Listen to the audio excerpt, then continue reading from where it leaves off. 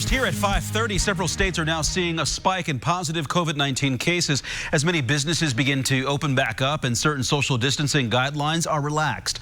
Governor Holcomb announced Indiana's numbers are trending down in a step in the right direction, but could that change?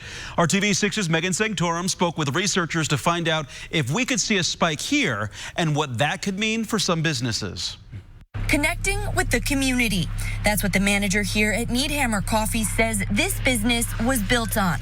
But for the past few months, any sort of connection has been tough as they follow state guidelines to slow the spread of COVID-19. We've slowed down our hours quite a bit for most of COVID, and we're closed for about a month just to make sure we were safe. But now they're slowly moving forward as the state starts to ease restrictions.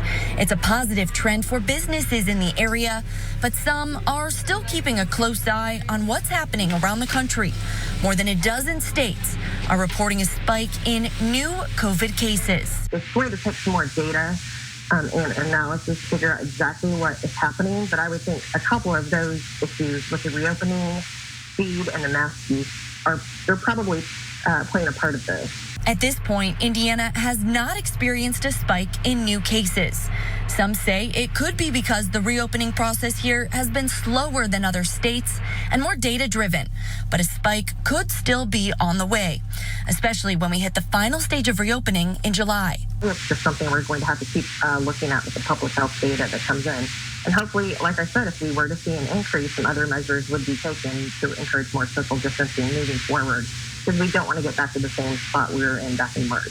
She says those measures could include things like enforcing mask use and putting restrictions back in place for businesses across the state. Some say they hope it doesn't get to that point. Of course, financially, small businesses to be told you can't run, well, you can't bring in business, you can't have cash flow when you get restricted. So they're doing everything they can to keep the shops sanitized and their community healthy.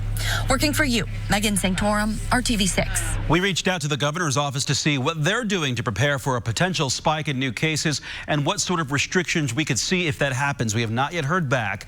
Epidemiologists say the best thing you can do to help prevent a spike is to wear a mask and avoid large gatherings when you can.